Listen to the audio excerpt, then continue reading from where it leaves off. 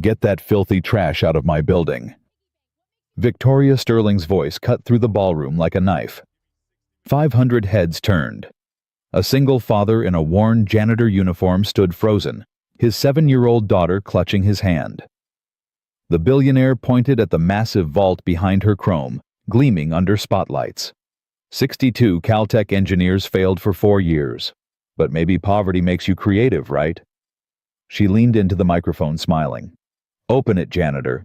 I'll pay every cent of your daughter's medical bills, plus 10 million cash. The crowd erupted in laughter. Marcus Johnson looked at his sick little girl, then at the vault. I'll try. What satisfactory 57 minutes later made Victoria Sterling lose everything she'd ever stolen. Comment your city below. Let's see how far this story travels. Marcus Johnson had been invisible for 11 years. 11 years of mopping floors after midnight. 11 years of emptying trash cans filled with champagne bottles and catered leftovers. 11 years of walking past offices where people made more in an hour than he made in a month. He never complained. Complaints didn't pay for Lily's chemotherapy. But today was different. Today, he had to bring her. The babysitter canceled at 6 a.m. His mother was in Detroit, too sick to travel, and Marcus couldn't miss work again. 3 absences in 6 months meant termination. Termination meant no health insurance. No health insurance meant watching his daughter die. So he packed Lily's medications in his old backpack, dressed her in the nicest clothes she had, and brought her to Vanguard Technologies Employee Appreciation Day. "Daddy, why are there so many people?" Lily's voice was thin. The treatments made her tired. Her hair had started falling out 2 weeks ago. She wore a purple beanie that Maria, her mother, had knitted before she died. "It's a special day, baby girl. The company's showing off." "Are we allowed to be here?" Marcus felt the question like a punch. His daughter, 7 years old, already learning she didn't belong places. "Yeah, Lily, we're allowed." He found a corner near the back of the ballroom. Set Lily on a chair with her coloring book. Told her to stay put while he figured out where the janitorial staff was supposed to stand. That's when he saw the robot, a display unit on a pedestal, sleek and expensive. Some kind of demonstration model. An engineer had tried to activate it earlier, but the arm stopped mid-motion. Frozen. The engineer shrugged, made a joke about technical difficulties, moved on. But Marcus could see the problem. The servo connection at the shoulder joint had slipped. Probably happened during transport. A 2-minute fix if you knew what you were doing. He shouldn't touch it. He knew that. Display property. Executive event. He was just the janitor. But his hands remembered.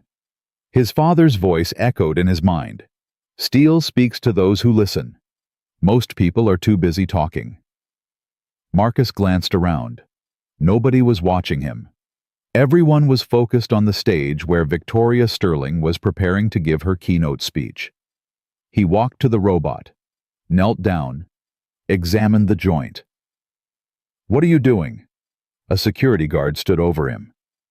Young guy, maybe 25, hand on his radio. "The servo slipped," Marcus said quietly. "I can fix it." "You're maintenance, not engineering." "It's just a loose connection. Take 2 minutes."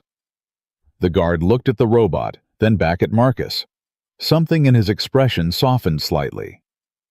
"Make it fast."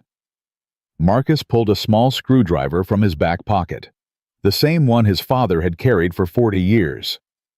He adjusted the servo mount, checked the alignment, and stepped back. The robot's arm completed its motion perfectly. Smooth, precise. The guard blinked. "How did you know how to do that?" Marcus didn't answer. He was already walking back to Lily, but someone else had been watching. Victoria Sterling stood at the edge of the stage, microphone in hand, eyes fixed on the janitor who'd just fixed a $50,000 robot in 90 seconds. She was 52 years old, self-made billionaire. Magazine covers, TED Talks, the face of female success in American technology. What the magazines didn't print was how she got there. Victoria had built her empire on 2 skills, identifying brilliance and taking credit for it.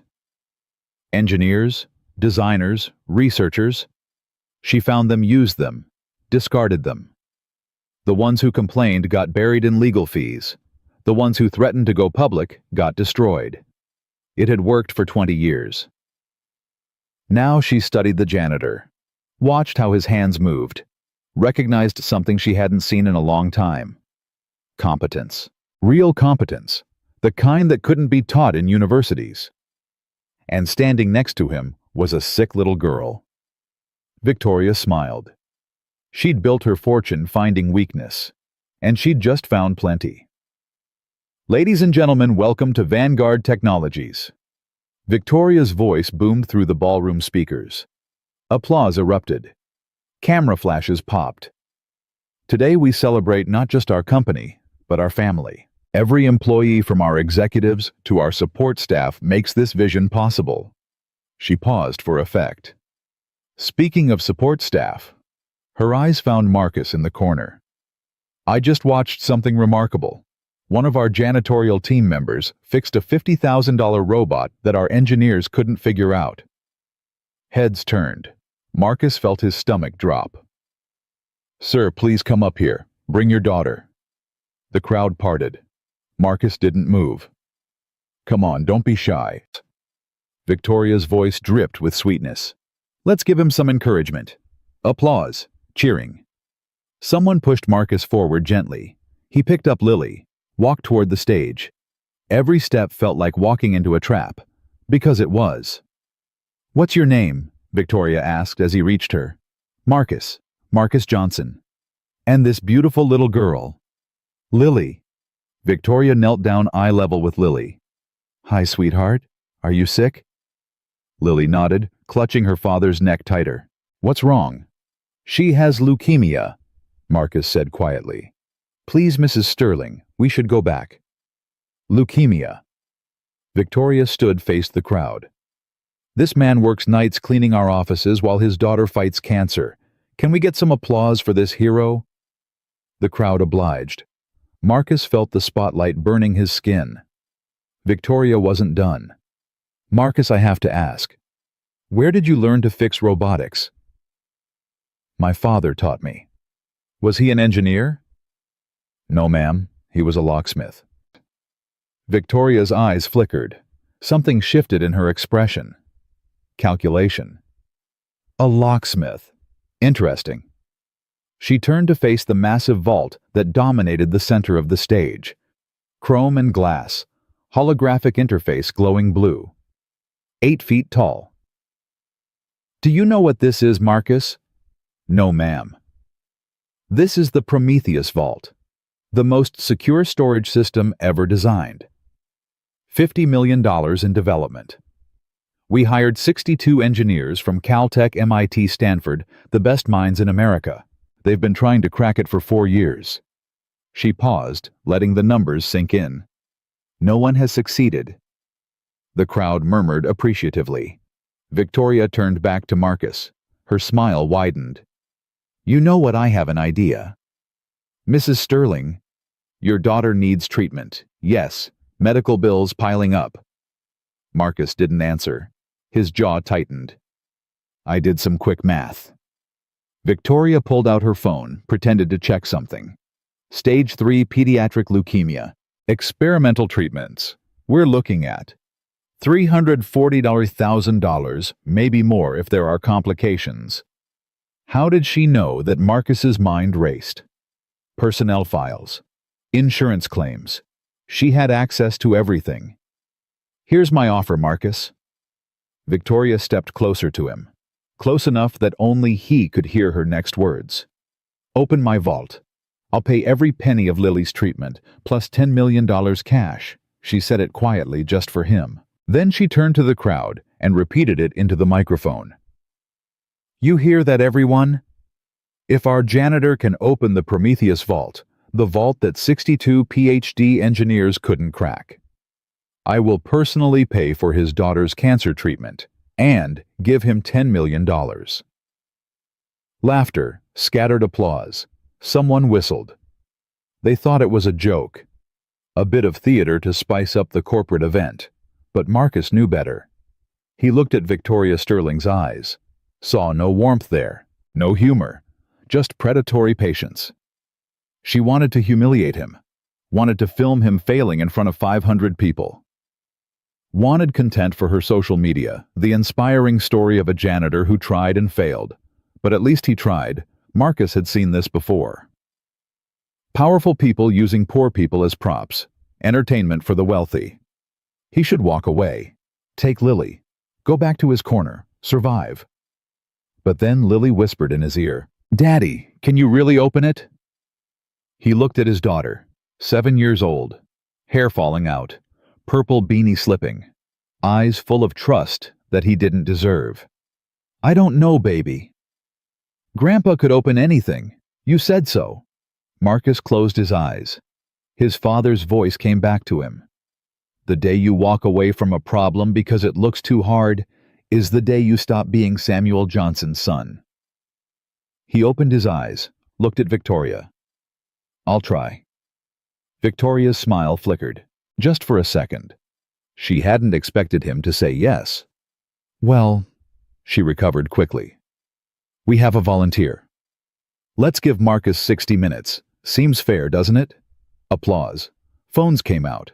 Someone started a live stream. Victoria leaned close to Marcus again, voice dropping to a whisper. "You're going to fail. You know that, right? When you do, I want you to remember this moment. Remember that you embarrassed yourself and your sick daughter in front of the whole world because you couldn't accept your place." Marcus looked at her steadily. "What's really in that vault, Mrs. Sterling?" Something flashed across Victoria's face. Fear. Anger. 60 minutes, janitor. Clock starts now. Marcus set Lily down gently. A woman from the crowd, middle-aged, kind face, offered to hold her. Maria Chen read her name tag. Marcus nodded gratefully. He turned to face the Prometheus vault. 8 feet of chrome and holographic light. A glowing blue interface panel dominated the front.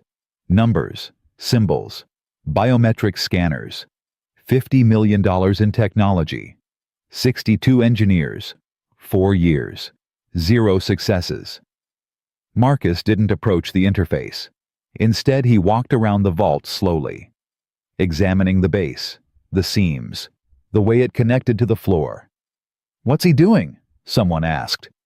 "Probably praying." Another voice laughed. Marcus knelt at the back of the vault, pressed his palm flat against the metal. Cool, steady, but underneath vibration. Faint. His father's stethoscope was in his backpack, the same one Samuel Johnson had used for 40 years. Medical surplus from a VA hospital, rubber cracked and worn. Marcus retrieved it, fitted the earpieces, placed the chest piece against the vault's base, and listened. The ballroom was noisy, talking, laughing, glasses clinking. But Marcus had learned to filter noise. His father taught him that. The truth speaks softly. You have to quiet everything else. There, beneath the hum of electricity and climate control, beneath the chatter of 500 people, he heard it. Click, click, click. A motor. Old. Mechanical. Completely out of place in a cutting-edge quantum vault. Marcus's eyes opened. He moved the stethoscope along the base, mapping the sound, tracing it. The motor wasn't connected to the holographic panel. It was underneath it, hidden. He stood, examined the power cable running into the vault, followed it to the outlet. Model K9, 240 volts. But the specifications on the holographic panel clearly stated 220 volts. 20 extra volts of power, electromagnetic interference, enough to make a quantum system unstable, but also enough to mask what was really going on inside. Marcus reached into his backpack, pulled out a worn notebook, his father's journal number 4. He flipped to a page he'd memorized years ago. Model K12 Progressive Resistance Lock. Military surplus 1950s. Manhattan Project Security. Key feature: resistance increases with each correct number. Most crackers give up thinking they've made a mistake. But the harder the lock fights, the closer you are to the truth. Marcus looked at the glowing holographic panel. then at the base of the vault. $50 million in technology designed to distract from a lock that cost maybe $50 in 1952. The Prometheus vault wasn't cutting edge. It was a lie wrapped in expensive lights. And Victoria Sterling knew it. Marcus walked to the front of the vault, placed both palms on the holographic interface. "Finally," Victoria muttered. "Now watch him fail like everyone else." Marcus didn't try to hack the quantum system. Instead, he pressed the interface rapidly. 1, 2, 3, 4, 5 times in quick succession. The panel flickered, sparked. The holographic display distorted. "What the hell?" Derek Walsh, head of security, stepped forward. "He's breaking it." Marcus pressed again. 6, 7, 8 times. The 240-volt power supply couldn't sustain the rapid demand. The system was designed for steady power, not bursts. The holographic panel went dark. Gasps from the crowd. "He destroyed it!" someone shouted.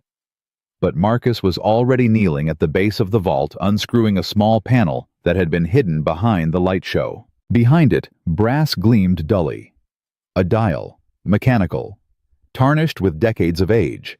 Model K12, progressive resistance, just like his father's journal described. Derek Walsh went pale. Victoria Sterling's face transformed. The confident smile vanished. Something raw and desperate replaced it. "Stop him," she hissed. Derek didn't move. He was staring at the dial, at the evidence that the vault he'd helped secure was a fraud. "Derek, Mrs. Sterling." His voice was hollow. "If I stop him now with all these cameras..." She followed his gaze. Hundreds of phones. A live stream that had grown to 50,000 viewers. 3 news crews that had arrived for the corporate event. She was trapped. Marcus placed his father's stethoscope against the vault just above the brass dial. 54 minutes left, he said quietly. "I'm going to need silence." He began to turn the dial. The first number came quickly. 13. The resistance was light, maybe 8 pounds of pressure. The tumbler clicked into place at exactly 850 hertz. Marcus noted it, moved on. The second number took longer. 41. The resistance increased to 19 pounds. The crowd had gone silent now, watching phones raised, barely breathing. 37 minutes left. The third number, 7. Resistance 31 pounds. Marcus had to use both hands. His shoulders strained. "Daddy!" Lily's small voice cut through the silence. Marcus paused, looked over at his daughter. She was watching him with those huge brown eyes. Eyes that had seen too much pain for 7 years. Eyes that still believed in him. "Your hands are shaking, Daddy." Marcus looked down. She was right. His hands trembled against the dial. "I'm okay, baby girl. Grandpa's watching. I can feel him." Marcus felt tears sting his eyes. He blinked them back. "I know, Lily. I know." He turned back to the vault. 22 minutes left. The fourth number, 58. Resistance 44 pounds. His forearms burned. Sweat dripped down his face. Victoria watched from the side of the stage. Her expression had evolved from anger to fear to something worse. Calculation. She whispered to Derek Walsh. He nodded, pulled out his phone, typed rapidly. 15 minutes. Marcus had one number left. The final tumbler. But the resistance was crushing now, 50+ pounds of pressure. Every degree of rotation felt like trying to move a mountain. "He's going to fail," someone whispered. "He's too tired. Look at him shaking. Poor guy." This is hard to watch. Marcus's vision blurred. His arms screamed for relief. His father's voice came to him again. Journal entry from 1983. "When the steel fights hardest, you're closest to truth. Don't let go. Don't let go. Don't let..." The crowd began counting down. 10 minutes. 9. 8. Marcus turned the dial. Millimeter by millimeter. The resistance peaked. 52 pounds. His hands were bleeding now. The brass edge had cut into his palms. 7. 6. He closed his eyes. Felt his father's hands over his own. steadying him, guiding him. 5, 4, one more degree, just one more. 3. His entire body shook. Everything he had poured into this single moment. 2 turn, 1 clunk. The sound of 100-year-old bolts releasing echoed through the ballroom like thunder. The vault door swung open. For 3 seconds, nobody moved. Then the room erupted, screaming, cheering, applause crashing like waves. 500 people on their feet. Phones recording from every angle. The live stream chat scrolling so fast it became unreadable. Maria Chen carried Lily toward the stage. The little girl was crying. "Daddy, Daddy!" Marcus dropped to his knees, caught his daughter, held her tight. His bloody hands left prints on her purple beanie. "You did it, Daddy. You did it." "I kept my promise, baby girl." His voice broke. "I kept my promise." Victoria Sterling stood frozen. Her billion-dollar company had just been saved by the janitor she'd tried to humiliate. On camera, in front of millions. But that wasn't why her face had gone white. Marcus looked up at her, exhausted, bleeding, victorious. "Now," he said quietly, "let's see what you've been hiding." He stood, walked to the open vault. Inside server racks. Documents. Expected. But also a small metal box at the bottom. Sealed. Handwritten label. Prometheus Original Files, 2019. Victoria lunged forward. "That's private property." Marcus caught her wrist, held it firmly. "You promised me $10 million. You promised to pay for my daughter's treatment. On camera, in front of witnesses." His voice was steady, despite his exhaustion. "I think I've earned the right to see what I just unlocked." A man in a gray suit stepped forward. ID badge. Securities and Exchange Commission. "Mrs. Sterling, I need to see the contents of that box." "This is absurd. He's just a janitor. He has no authority." "Ma'am?" The SEC auditor's voice was ice. "Your IPO is in 12 days. If there's undisclosed material in this vault, I have every authority." Victoria's lawyer rushed forward, whispering urgently. Marcus knelt, examined the smaller box. Simple combination lock. 3 digits. He listened with the stethoscope. 30 seconds. Right to 14. Left to 7. Right to 23. Click. The lock opened.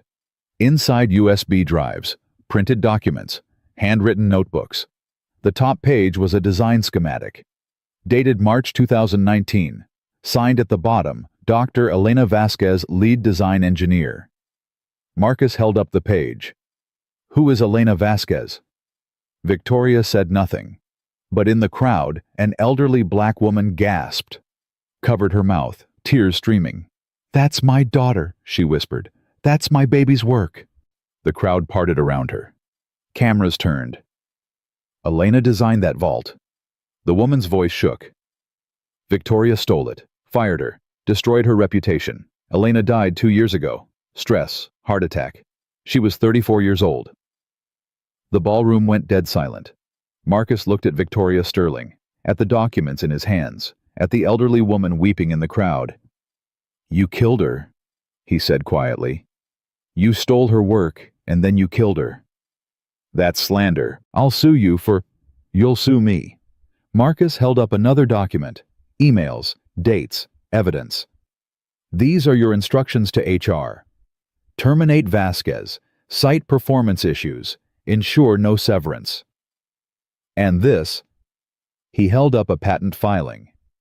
"This is you registering her work under your name. 2 weeks after you fired her." The SEC auditor took the documents. His expression darkened with every page. "Mrs. Sterling, you need to come with me, now." "I'm not going anywhere with ma'am. You're facing charges of intellectual property theft, securities fraud, and potentially more once we review these files. You can come voluntarily, or I can have you escorted." Victoria looked around the ballroom. At the cameras, the phones, the witnesses. No allies, no escape. Her eyes found Marcus. "You..." she hissed. "You filthy piece of—" "My name is Marcus Johnson." He cut her off, voice steady. "I'm a janitor, a single father. And I'm the man who just ended you." He turned to Lily, picked her up gently. "Come on, baby girl, let's go home." As they walked through the crowd, people parted for them. Someone started clapping, then another, then the whole room, standing ovation for the janitor and his daughter. Maria Chen approached, tears in her eyes. "Mr. Johnson, I want you to know I'm on the board of directors. What Victoria did, we didn't know. But we'll make it right. Your daughter's treatment, everything she promised. We'll honor it." Marcus looked at her, saw genuine shame in her eyes. "Thank you, ma'am." He carried Lily toward the exit. Behind him, Victoria Sterling was being read her rights. Ahead of him, the future waited. He'd opened a vault. But more importantly, he'd opened a grave where truth had been buried. And truth once freed could never be locked away again.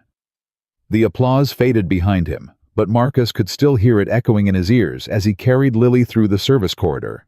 His hands throbbed. Blood had dried between his fingers, crusted brown against his dark skin. "Daddy, you're hurting." "I'm fine, baby girl." "No, you're not. You always say that when you're not fine." Marcus stopped walking, looked at his daughter, 7 years old, bald under that purple beanie, wise beyond her years because sickness had stolen her childhood. "You're right," he admitted. "I'm not fine, but I will be." A door opened behind them, footsteps quick and purposeful. "Mr. Johnson, wait." Marcus turned. A young woman in a business suit rushed toward him, Asian, maybe 30 sharp eyes behind fashionable glasses. "I'm Jennifer Huang, General Counsel for the board. I need to speak with you." "I have nothing to say to Vanguard."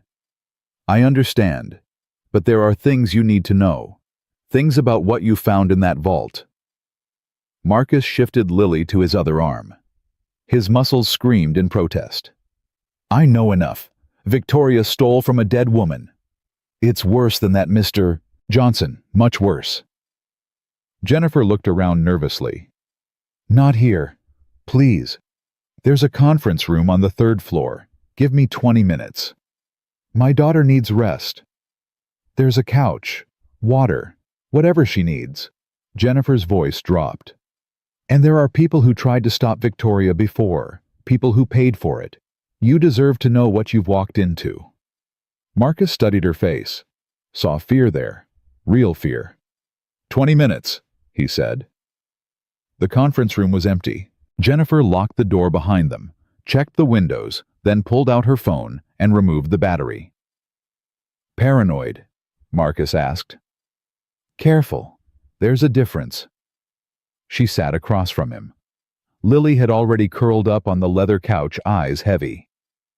"Mr. Johnson, do you know who Elena Vasquez was? Victoria's victim." She was more than that. Elena was a genius. MIT at 16, doctorate at 22. She designed security systems for DARPA before Vanguard recruited her. Jennifer paused. "She also designed your stethoscope technique." Marcus went still. "What?" "Elena studied acoustic analysis for vault penetration. She wrote papers on it. Theoretical stuff mostly, but brilliant. She believed that every lock, no matter how advanced, had a physical component that could be heard if you knew how to listen. My father taught me that, 40 years ago. Your father taught you practical application. Elena proved it mathematically." Jennifer pulled a folder from her briefcase. She called it resonance mapping, the same technique you used tonight. Marcus took the folder. Inside photographs of a young black woman. Bright smile, confident eyes, standing next to complex vault schematics. "She was beautiful," he said quietly. "She was fearless. That's what got her killed. Victoria murdered her, not directly, but she destroyed her." Jennifer's voice hardened. Elena discovered that Victoria had been stealing designs from engineers for years, firing them, burying them in NDAs, then patenting their work. Elena collected evidence. She was going to blow the whistle. What happened? Victoria found out. She didn't just fire Elena, she obliterated her, planted false evidence of corporate espionage, got Elena blacklisted from every major tech company. Then she sued her for breach of contract. Jennifer shook her head. Elena spent 2 years fighting. Legal fees ate everything. She lost her apartment, her car, her health. Marcus looked at the photograph again, the confident smile, the bright eyes. How did she die? Heart attack, alone in a studio apartment in Oakland. She was 34. Jennifer's voice cracked slightly. The medical examiner said stress was a contributing factor. Chronic stress. The kind that comes from fighting a billionaire with unlimited resources. Marcus set the folder down. His hands had started shaking again. Not from exhaustion this time. You knew her. She was my roommate in law school. Jennifer wiped her eyes quickly. I took this job to destroy Victoria from the inside. I've been waiting 3 years for someone to open that vault. Why didn't you do it yourself? I'm a lawyer, Mr. Johnson, not a vault cracker. She smiled bitterly. And Victoria never trusted me enough to let me near it. She kept the real access protocol secret. The quantum system was just theater. Nobody was supposed to know about the mechanical lock underneath. But she kept the evidence. Why? Leverage. Insurance. Victoria keeps files on everyone she's destroyed. If they ever resurface, she uses the evidence to bury them again. Jennifer leaned forward. Mr. Johnson, there are 17 other engineers in those files. 17 people whose work Victoria stole. Some lost their careers. Some lost their families. 3 are dead. Marcus felt something cold settle in his chest. Dead how? 1 suicide, 2 accidents. Jennifer made air quotes. Elena was the 4th. She's a serial killer. She's a serial thief. The deaths were collateral damage. At least that's what she tells herself. Jennifer walked to the window. The woman you saw tonight threatening you, calling you filthy? That's the real Victoria Sterling. The magazine covers and TED Talks are just camouflage.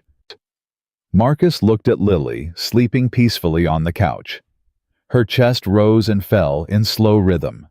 The purple beanie had slipped, revealing patches of bare scalp. My daughter's mother died 2 years ago, he said quietly. Car accident. Hit and run. They never found the driver. Jennifer turned. Her face changed. Mr. Johnson? Maria was an accountant. She worked for a tech company downtown, did freelance work on the side. He paused. A few months before she died, she mentioned she'd found some discrepancies, client files that didn't add up. What company did she freelance for? Marcus met Jennifer's eyes. Vanguard Technologies. The silence stretched between them. Jennifer's face had gone pale. Oh my God. I never made the connection. Never had a reason to. Marcus's voice was hollow. But now I'm wondering, what files did my wife see and who knew she saw them? Jennifer sat down heavily. Mr. Johnson, if what you're suggesting is true. I'm not suggesting anything. I'm telling you that my wife worked for Victoria Sterling. And then my wife died. And then I got a job cleaning Victoria Sterling's offices. He laughed bitterly. I thought it was coincidence. Bad luck. Now I don't know what to think. We need to find out. If Maria saw something. A knock at the door. Sharp, urgent. Jennifer froze. Marcus stood moved between the door and Lily. Ms. Huang. A muffled voice. Male. Security. We need to speak with you. Jennifer pulled out her phone, started recording. Who sent you? Mrs. Sterling would like... Mrs. Sterling is currently being detained by the SEC. Jennifer's voice was ice. Try again. Silence. Then footsteps retreating.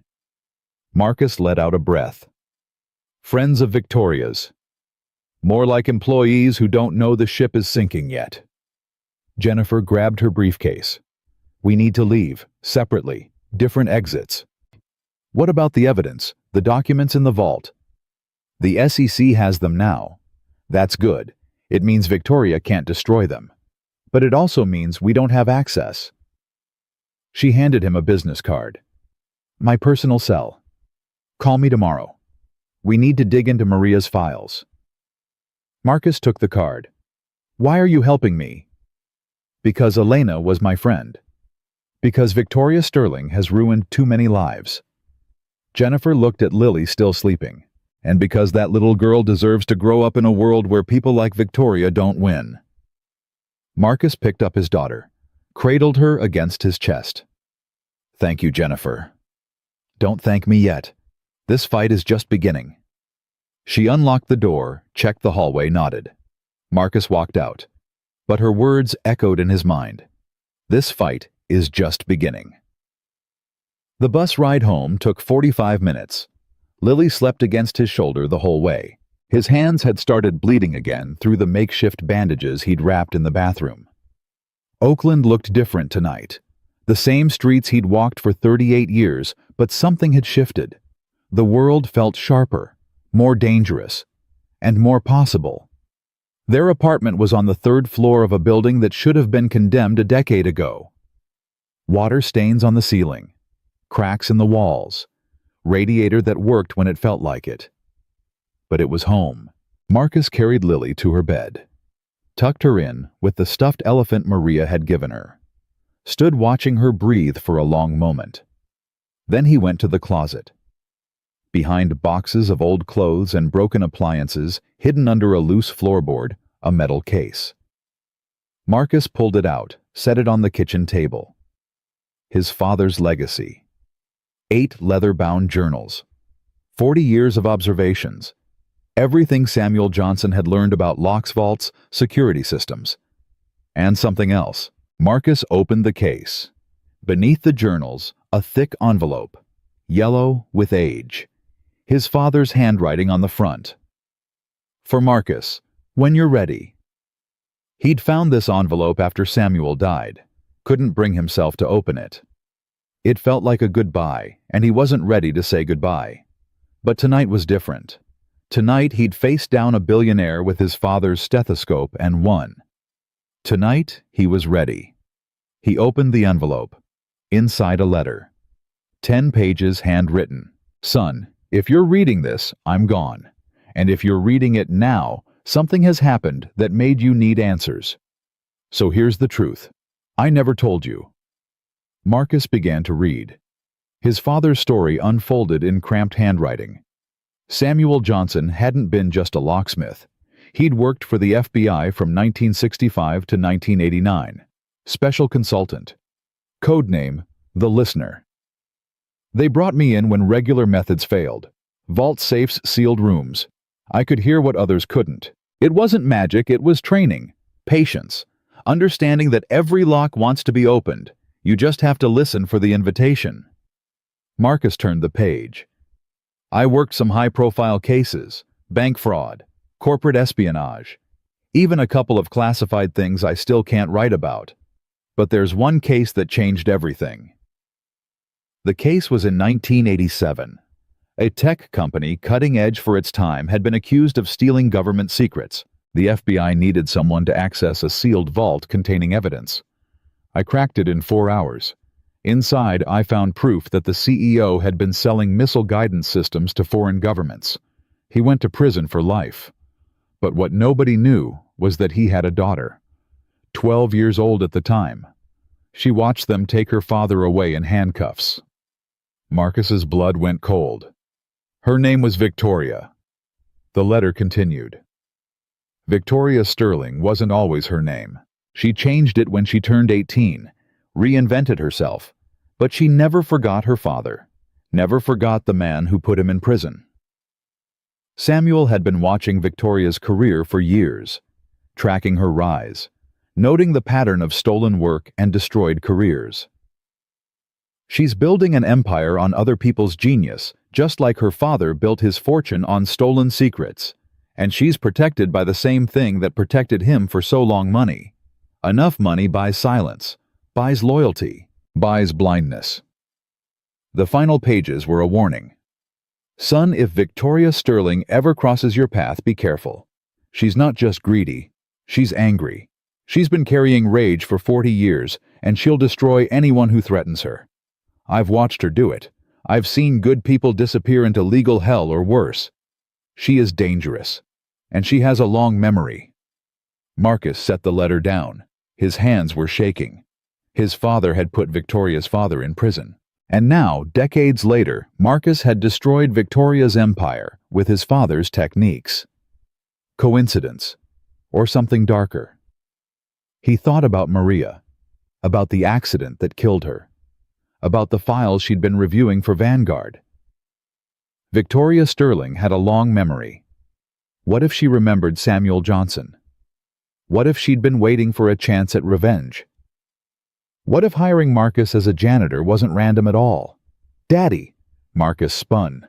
Lily stood in the doorway, rubbing her eyes. "What are you reading?" "Nothing, baby, just some old papers." "Grandpa's papers?" "Yeah." He forced a smile. "Grandpa's papers." Lily walked over, climbed into his lap, picked up one of the journals. "Grandpa taught you to listen," she said. "That's right." "And you taught me." She looked up at him. "I hear things too, Daddy. Things other people don't hear." Marcus held her tighter. "What kind of things?" "The walls talk at night. The pipes sing." She paused. "And sometimes I hear Mommy, in my dreams. She says to be brave." Tears burned Marcus's eyes. "Your mommy was the bravest person I ever knew. Braver than you. Much braver." He kissed the top of her head. "And you're braver than both of us." "I don't feel brave. I feel tired." Lily yawned. "And hungry." "Then let's fix that." He made her cereal with milk, the expensive kind. She liked the kind he could only afford when overtime hours came through. She ate slowly, watching him read more of the journals. "Daddy, what happened tonight?" "Really? I opened a safe." "I know that. But why was the pretty lady so mean to you?" Marcus considered lying, protecting her from the truth. But Lily was 7 years old and fighting cancer. She deserved honesty. "Because she thought I was nobody. Thought I couldn't do anything important because of my job. Because of how I look." "But you did something important." "Yes." "So she was wrong." Very wrong." Lily nodded seriously. "Good. I don't like her." "Neither do I, baby girl." "Is she going to jail?" "Maybe. I hope so." "And are we going to get the money for my medicine?" Marcus hesitated. Maria Chen had promised. Jennifer Huang seemed trustworthy. But promises from powerful people had a way of evaporating. "I don't know yet, but I'm going to fight for it. Fight for you." "You always fight for me." Lily took his hand, the one still crusted with dried blood. "You need to clean this." "I will." "Now, Daddy." He let her lead him to the bathroom, watched in the mirror as she carefully unwrapped the makeshift bandages, washed his wounds with warm water, applied antibiotic cream from the cabinet. Her hands were small but steady, practiced. "Where did you learn to do this?" he asked. "Nurse Kelly at the hospital. She said I might need to help you sometimes, when you forget to help yourself." Marcus felt his heart crack open. This child, this impossible, beautiful, dying child, taking care of him. "I love you, Lily." "I know." She wrapped fresh gauze around his palms. "I love you more." "Not possible." "Definitely possible." She smiled, that gap-toothed smile that lit up rooms. "Because I'm little, so my love is concentrated. Yours is spread out because you're big." He laughed, genuine laughter, the first in months. "Where do you get this stuff?" "I make it up." She finished the bandaging. "There, all better." "All better," he agreed. Later, after she'd fallen asleep again, Marcus sat at the kitchen table with his father's journals spread before him. He read until 3 a.m. Then 4. Then 5. Samuel Johnson's entries spanned 4 decades. Cases and techniques. Observations about locks and the people who made them. But scattered throughout were personal notes. Reflections on life. Wisdom accumulated over 60 years. Every lock is a question. Every opening is an answer. The question never changes. Can I trust you? The answer depends on who's asking. And later, my son has the gift. I see it in his hands. The way he listens. He doesn't know it yet, but he will. One day something will happen that forces him to remember what I taught him. And when that day comes, I hope he's ready. Marcus closed the journal. His father had known. Had prepared him for a moment he couldn't have predicted. Had Samuel known about Victoria? About the connection between their families? Or was this all just the universe arranging pieces on a board, moving toward a confrontation that had been building for 40 years? His phone buzzed. A text from Jennifer Huang. Turn on Channel 7, now. Marcus found the remote, clicked the television on. A news anchor was mid-sentence. Meanwhile, breaking developments in what's being called the Vanguard scandal. Victoria Sterling, billionaire CEO of Vanguard Technologies, has been formally arrested on charges of securities fraud and intellectual property theft. But the bigger story may be what investigators found in her private vault. The screen cut to footage from the ballroom. Marcus saw himself kneeling at the base of the chrome vault stethoscope, pressed against metal. This man, Marcus Johnson, a janitor at Vanguard, accomplished what 62 engineers could not, cracking the Prometheus vault in under an hour. What he found inside is now the subject of a federal investigation. The anchor continued, but Marcus wasn't listening anymore. His phone was exploding. Texts, calls, numbers he didn't recognize. He turned the phone off. Lily needed sleep. He needed to think. Because Jennifer was right. This fight was just beginning. And somewhere out there, Victoria Sterling was sitting in a cell planning her next move. Women like her didn't give up, didn't accept defeat. They found new angles, new weapons. Marcus looked at his bandaged hands, at his father's journals, at the photograph of Maria on the refrigerator. "I'm not done," he said to the empty room. "Not even close." Outside, the sun was rising over Oakland. A new day, a new chapter, and a war that was far from over. 3 days passed. Marcus didn't sleep more than 2 hours at a time. The phone calls never stopped. Reporters, lawyers, people claiming to be old friends, people he'd never heard of wanting interviews, book deals, movie rights. He ignored all of them, except one. "Mr. Johnson, this is Detective Raymond Price, Chicago PD Cold Case Division. I need to speak with you about your wife's accident." Marcus met him at a diner on the south side.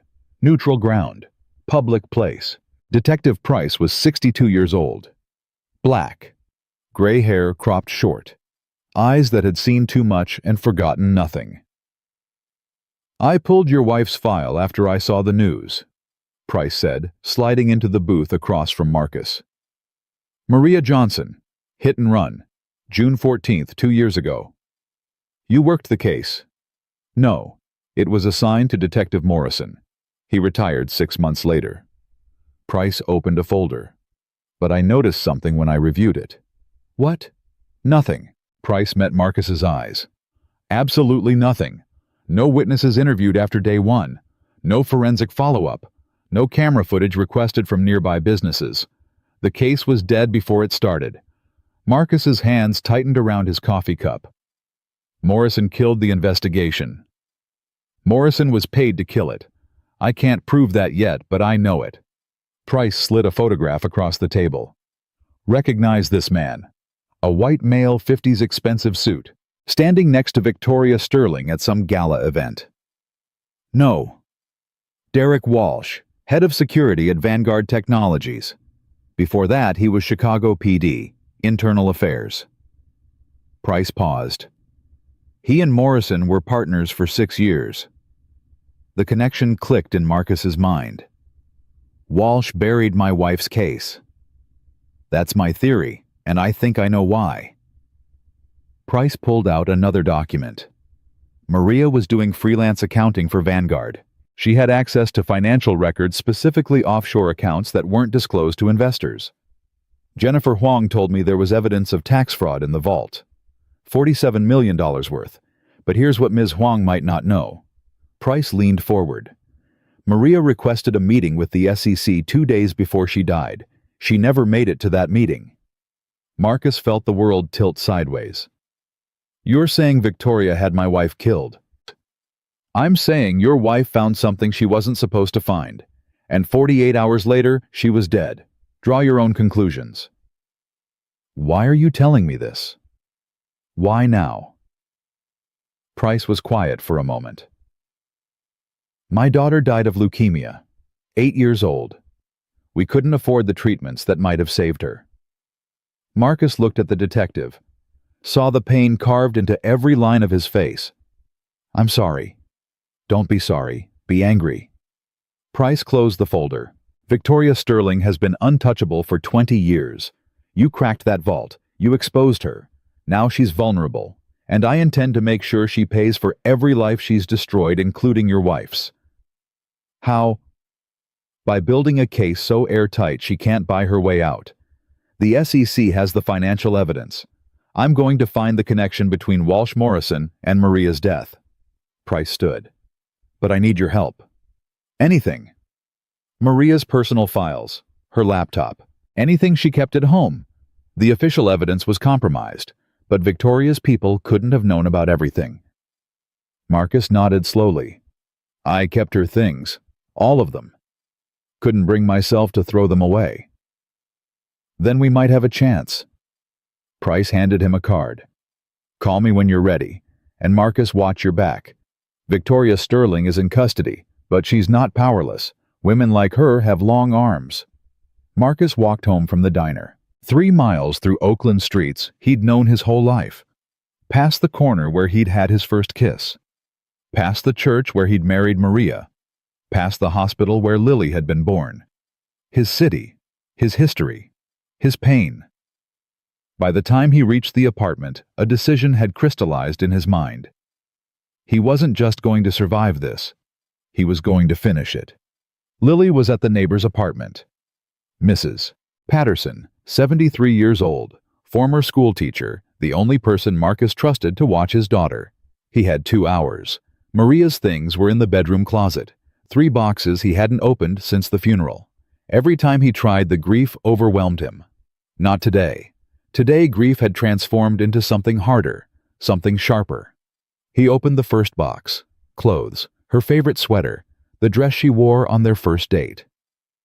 He set these aside gently. Second box, books, photographs, their wedding album, Lily's first drawings. Third box, work materials, laptop, external hard drive, notebooks.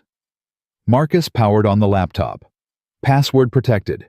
He tried their anniversary, their daughter's birthday, their address. Nothing. Then he remembered something Maria used to say. The best password is the one nobody thinks you'd use. He typed Janitor King, 1985. The laptop unlocked. Marcus laughed despite himself. Maria had called him that once early in their relationship when he'd helped her fix a broken shelf. You're like a Janitor King. You can fix anything. He'd rolled his eyes. She'd kept the joke alive for years. And apparently, she'd used it to protect her secrets. The desktop was organized meticulously. Folders labeled by client, by date, by project. Maria had been brilliant at systems. Everything in its place. He found the Vanguard folder. Opened it. Hundreds of files. Spreadsheets. Bank statements. Internal memos. And a subfolder labeled Evidence. Inside a single document. A letter Maria had been writing, but never sent. To whom it may concern, at the Securities and Exchange Commission. I am a freelance accountant contracted by Vanguard Technologies. In the course of my work, I have discovered significant financial irregularities that I believe constitute securities fraud. Specifically, I have found evidence of 1. Undisclosed offshore accounts totaling approximately $47 million, or 2. Falsified patent filings attributing intellectual property to Victoria Sterling that was actually created by terminated employees. 3. Payments to individuals who appear to be former law enforcement, possibly for services related to evidence suppression. I have attached supporting documentation. I am willing to testify to the accuracy of these findings. Please contact me at your earliest convenience. I fear for my safety and wish to provide this information before—" The letter stopped mid-sentence. Marcus stared at the screen. His wife had known. She'd tried to do the right thing, and they'd killed her for it. His phone buzzed. Jennifer Huang. "Marcus, where are you?" "Home. I found something. Maria's laptop. She has files." "Don't say anything else on this line. I'm coming to you. 20 minutes. She hung up. Marcus continued searching the laptop, found the attachments Maria had mentioned. Bank records with routing numbers, screenshots of internal emails, a timeline of suspicious activities, everything Detective Price needed, everything Victoria Sterling had killed to protect. The door buzzer sounded. Jennifer's voice crackled through the ancient intercom. "It's me. Let me up." She arrived breathless, hair disheveled, nothing like the polished lawyer from the conference room. "We have a problem," she said before Marcus could speak. "Victoria posted bail." "That's not possible. The SEC charges were reduced, temporarily. She has the best lawyers in the country, and she's claiming the vault evidence was obtained illegally, that you tampered with it during your unauthorized access. I was invited, on camera, by her. I know, but her team is arguing that her verbal offer wasn't legally binding, that you exceeded the scope of what was permitted, and that anything you discovered is fruit of the poisonous tree." Marcus felt rage building in his chest. She's going to walk. Not if I can help it. But she's out on $10 million bail, and Marcus. Jennifer's voice dropped. "She's making calls, talking to people. My sources say she's specifically asking about you, about Lily, about where you live." Cold fear replaced the rage. She wouldn't. 3 days ago, she publicly humiliated you and offered you money she never intended to pay. She's facing prison time now. Everything she built is collapsing. Jennifer met his eyes. "What do you think she's capable of?" Marcus looked at Maria's laptop, at the evidence of everything Victoria had done. "I found something. Maria was going to report Victoria to the SEC before she died. She has files, proof." Jennifer's eyes widened. "Show me." For the next hour, they went through Maria's documents together. Jennifer's legal mind cataloged and organized, identifying what was admissible, what needed verification, what could bring Victoria down permanently.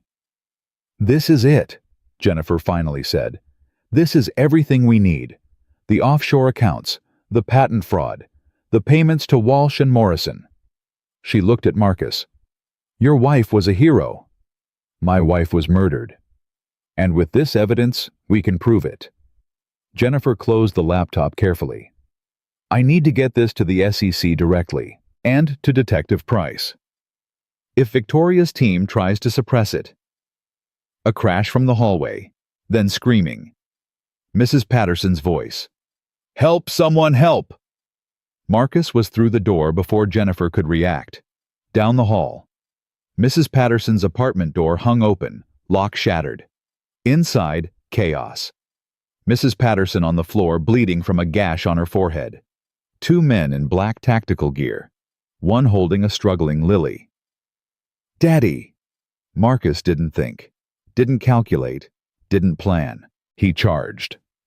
The first man swung at him. Marcus ducked, grabbed a lamp from the entry table, swung it hard, connected with the man's temple. He went down.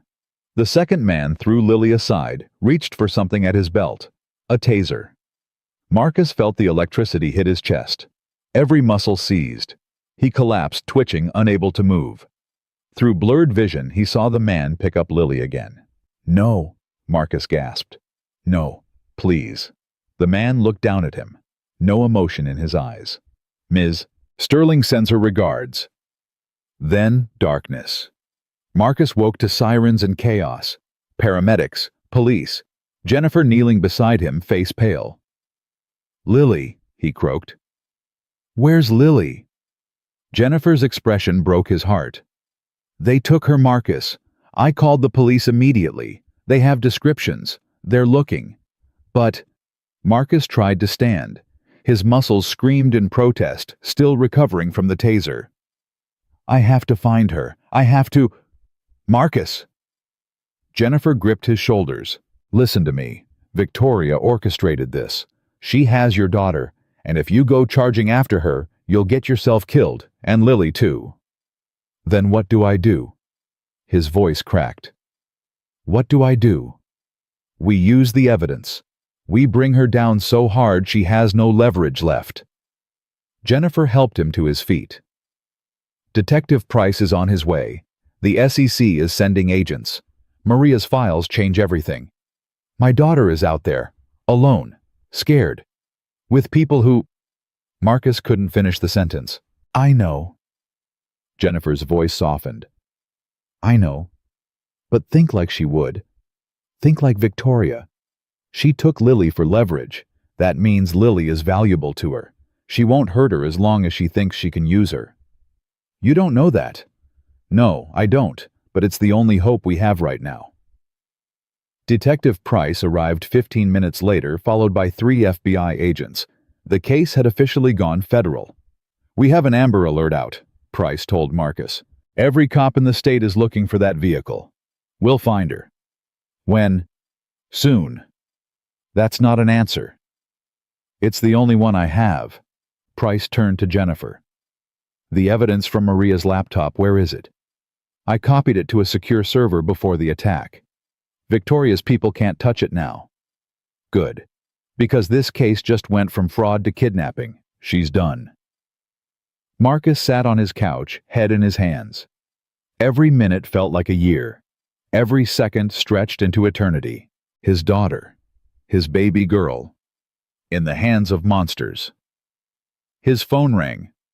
Unknown number. He answered instantly. Mr. Johnson? Victoria Sterling's voice, calm, controlled, triumphant. Where is my daughter? Safe, for now. A pause. You know what I want. The evidence. All of it. Maria's files, your testimony, everything you found in my vault. You give me that and you get your daughter back. How do I know she's alive? Daddy.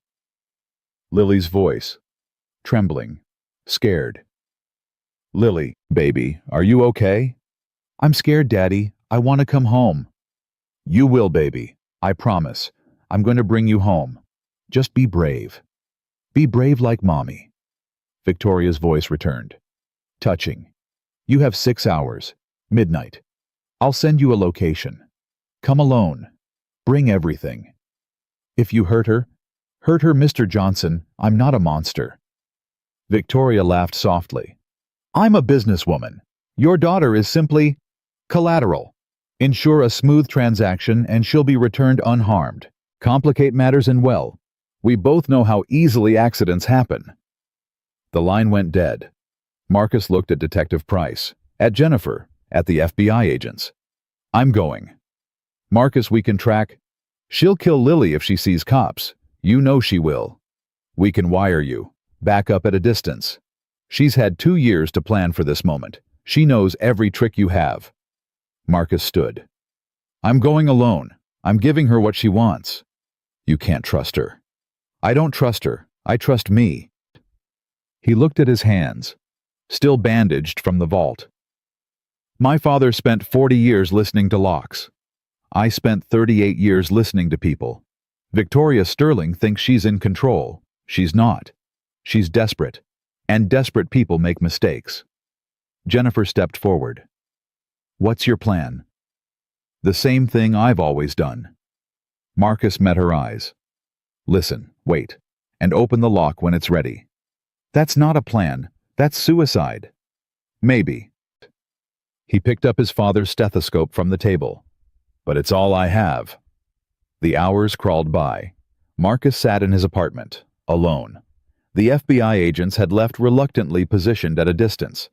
Detective Price had given him a tracking device so small it could be hidden under a fingernail. At 11:30 p.m. his phone buzzed. An address. Industrial District, an abandoned factory on the edge of Oakland. He gathered Maria's laptop, the hard drive, his father's journals. Everything Victoria wanted. Then he added one more thing. Samuel Johnson's stethoscope. The factory loomed against the night sky. Dark windows, rusted walls, the smell of oil and decay. Marcus approached alone. On foot, as instructed. A door opened. A flashlight beam hit his face. Mr. Johnson, right on time. Derek Walsh, Victoria's security chief. Taser in one hand, flashlight in the other. Where's my daughter? Inside, with Ms. Sterling. Walsh gestured with the flashlight. Follow me. Slowly. Marcus walked into the darkness. His eyes adjusted gradually. The factory floor stretched out before him, filled with abandoned machinery, shadows within shadows. At the center, a pool of light. Victoria Sterling sat in a chair like a queen on a throne. She wore prison orange, still apparently bail conditions had been strict. But her expression was pure victory. And beside her, bound to a chair, was Lily. Daddy. I'm here, baby. I'm here. Marcus tried to move toward her. Walsh blocked his path. Not yet. Victoria stood, walked toward Marcus slowly. The evidence first. Marcus held out the laptop and hard drive. Let her go. After I verify. Victoria took the materials, handed them to Walsh. Check them. Walsh opened the laptop. Spent several minutes reviewing files. It's all here, he confirmed. Maria's documents, the bank records, everything. And the journals. Victoria looked at the leather-bound books in Marcus's hands. These belong to my father. They have nothing to do with you. Your father put mine in prison. Victoria's voice hardened. Those journals are mine by right. Payment for 40 years of suffering. Marcus looked at the books. Samuel Johnson's life work, his legacy, everything he'd taught Marcus to be. Then he looked at Lily. No contest. He handed over the journals. Victoria smiled. Finally, something approaching sense from the janitor. She nodded to Walsh. Burn it. All of it. Now. Walsh pulled out a lighter. Set the journals in a metal barrel. Poured accelerant. Flames erupted. Marcus watched his father's legacy turn to ash.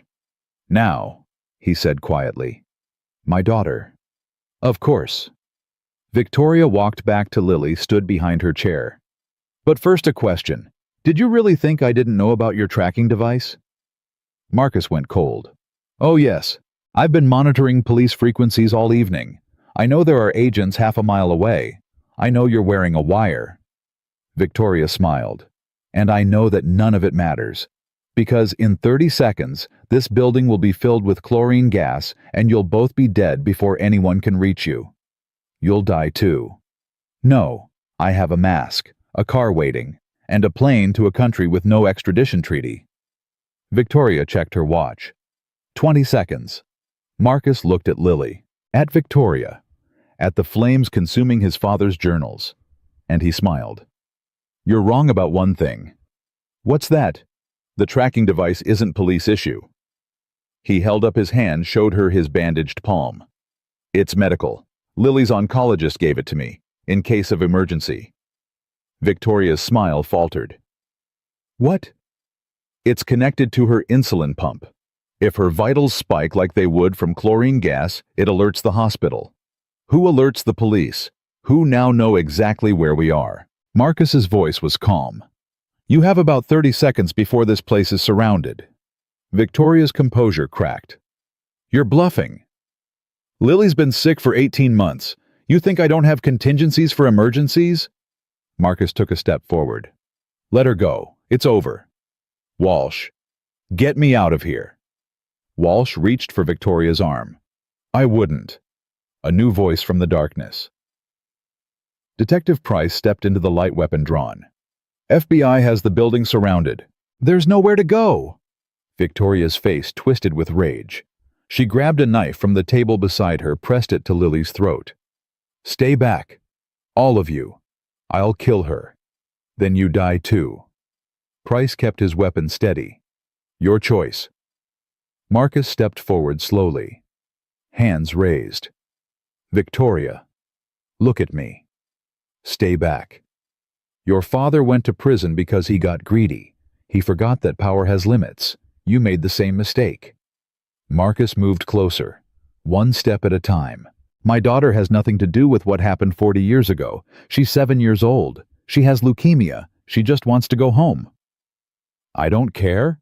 I know you don't. That's the difference between us. Marcus was within arm's reach now. You've spent your whole life taking from people, using them, throwing them away, and in the end, you're alone in an abandoned factory with nothing left. I have your daughter. No. Marcus's voice dropped to a whisper. You have a choice. Let her go, and maybe you live long enough to face trial. Hurt her, and every cop in this building will make sure you don't leave alive. Victoria's hand shook. The knife wavered. You ruined everything. You and your father. You ruined my life. Your father ruined your life. You just followed his example. Marcus held out his hand. Give me my daughter.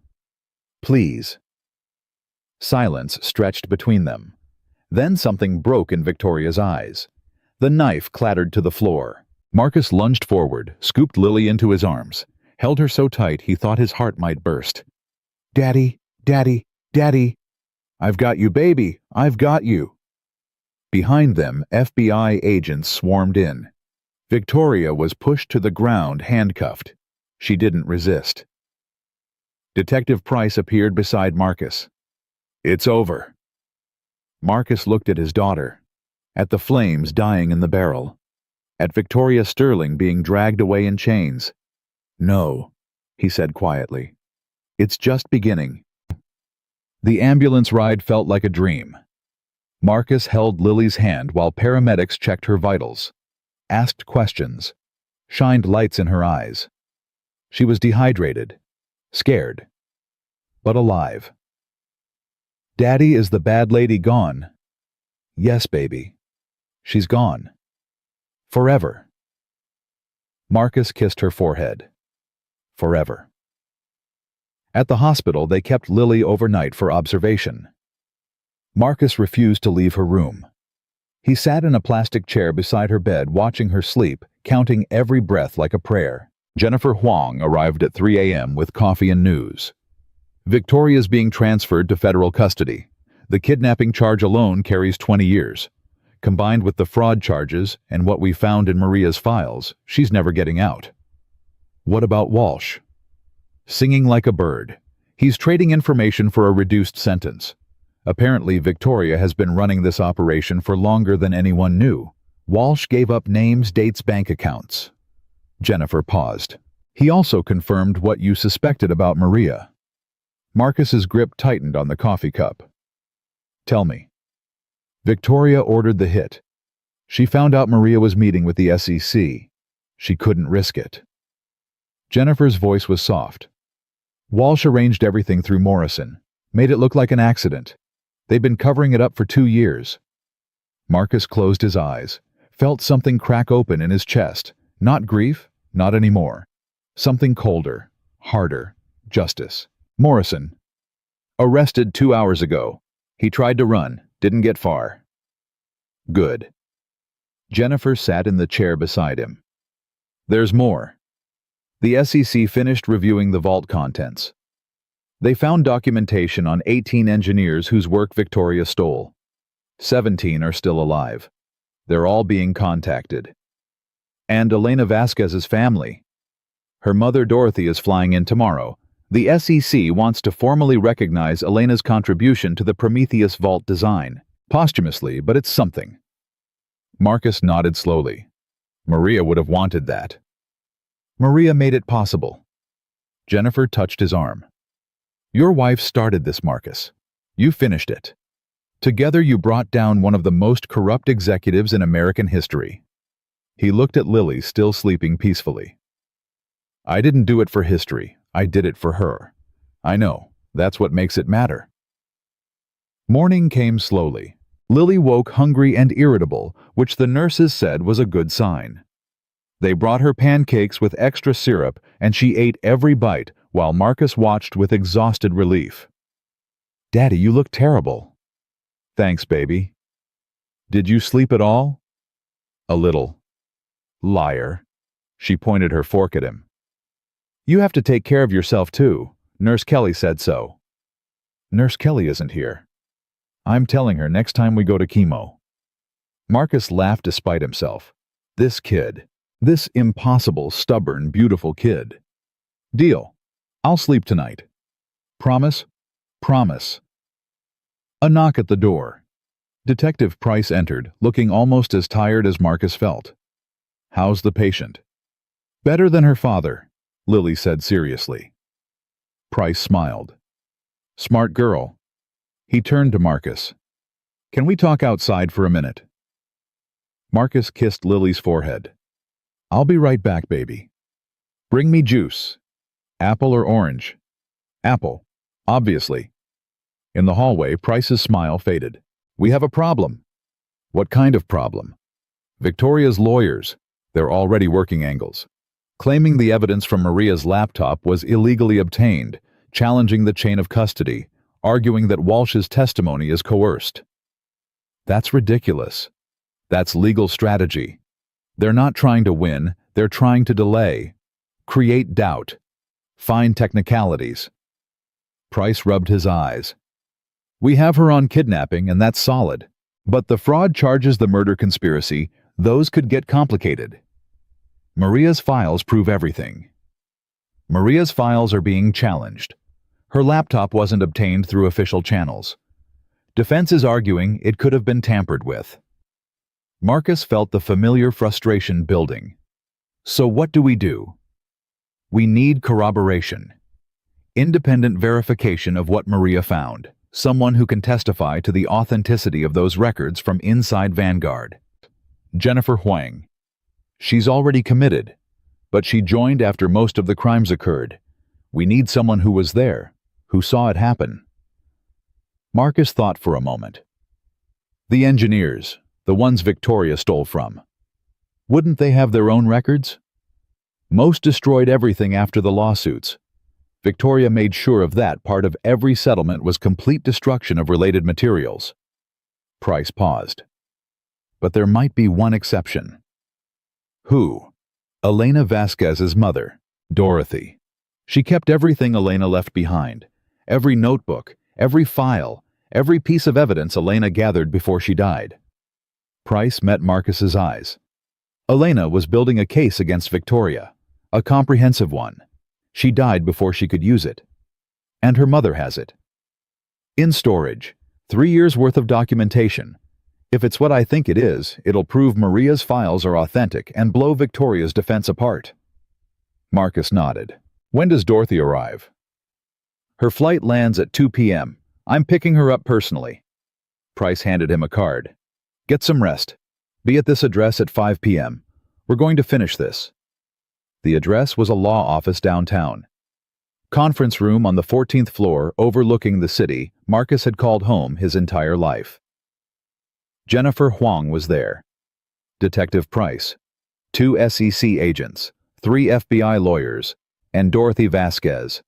She was 74 years old, small, gray hair pulled back tight, eyes that had seen too much pain and refused to look away from any of it.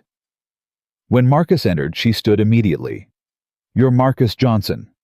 Yes, ma'am. I watched the video. You opening that vault.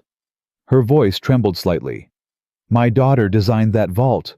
Her name should have been on it. Her face should have been in the magazines. Instead, she stopped, composed herself. Instead, Victoria Sterling stole everything. My daughter's work, her career, her health, her life. Marcus didn't know what to say.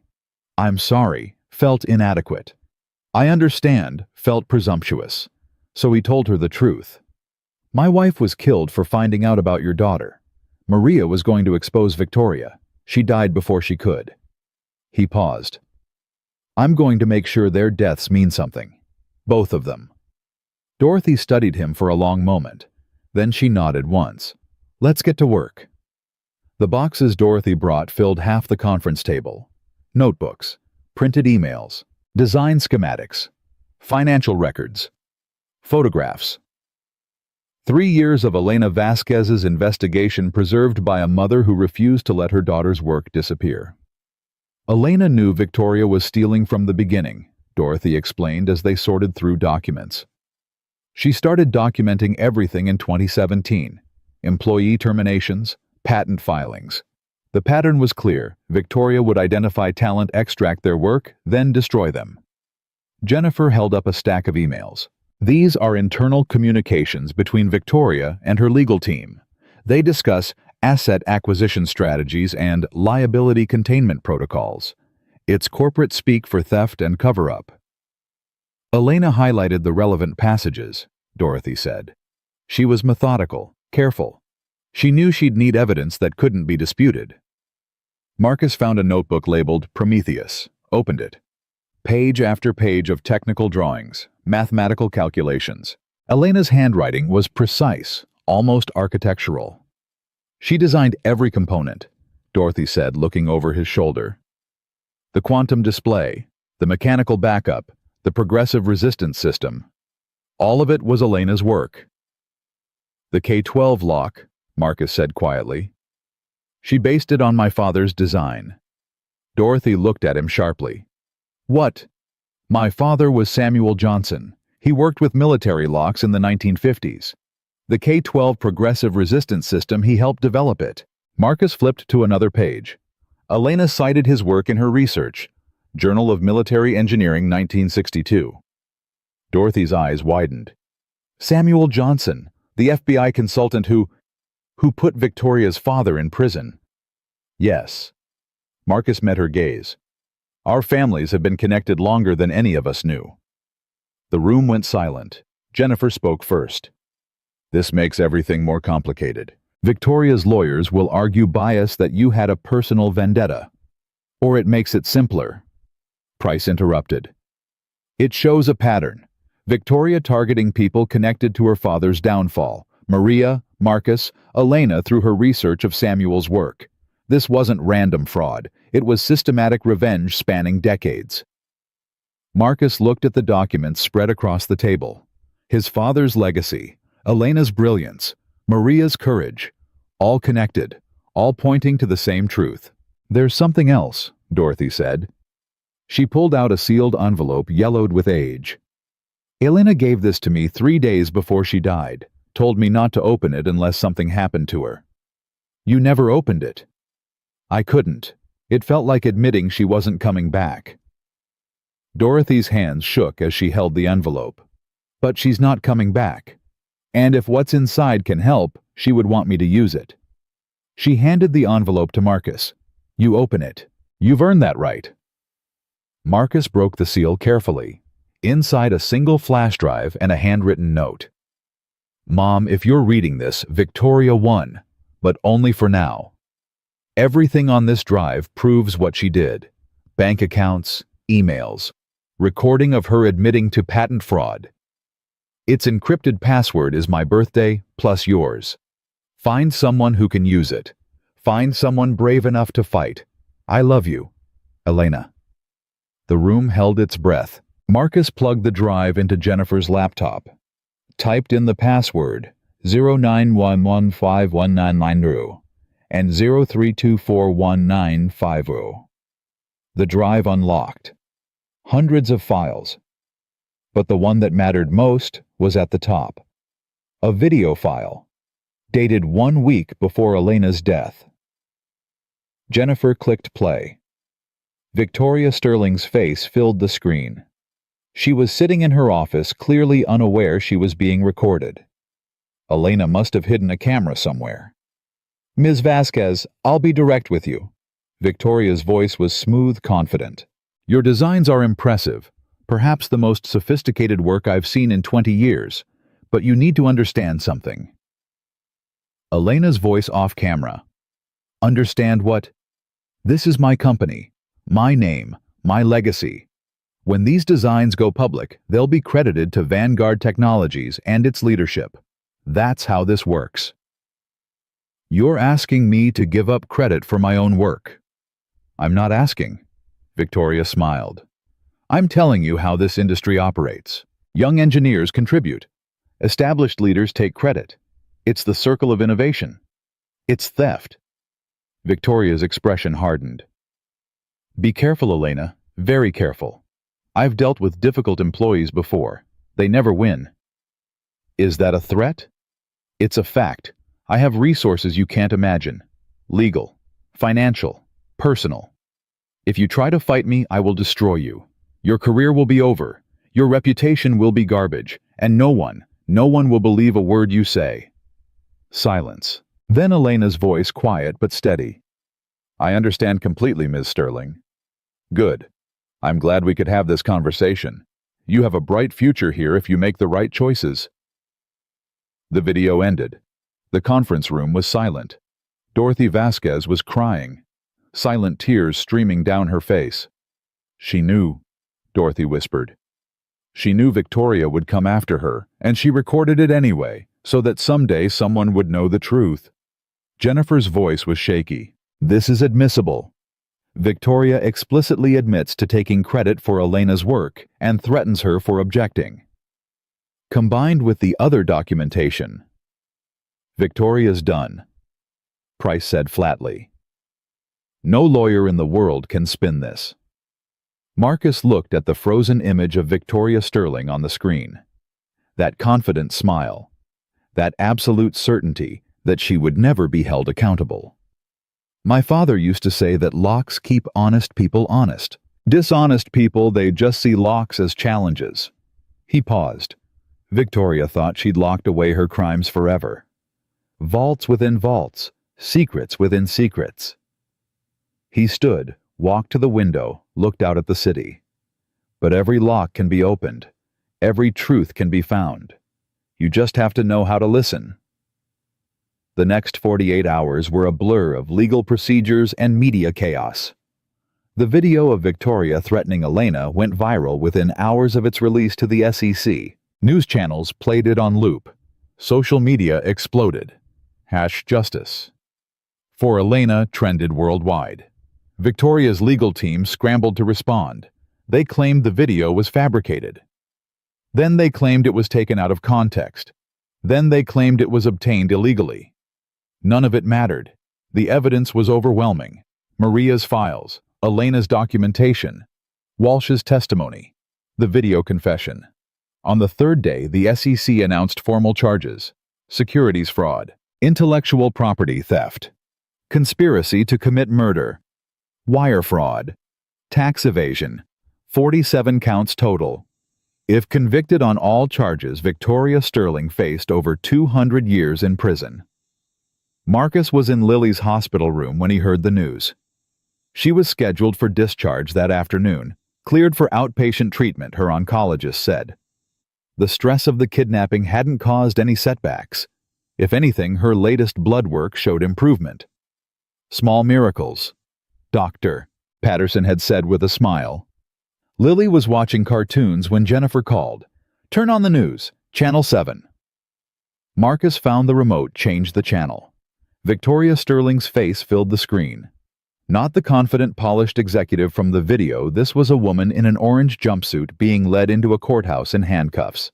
Disgraced tech billionaire Victoria Sterling appeared in federal court today to face an expanded list of charges, including conspiracy to commit murder in connection with the deaths of Maria Johnson and Elena Vasquez. Lily looked at the screen. Is that the bad lady? Yes, baby. She looks sad. She's facing consequences. That's what happens when you hurt people. Good. Lily turned back to her cartoons. Can we go home now? Marcus smiled. Yeah, baby, we can go home. But home looked different when they arrived. The apartment building had been visited by news crews.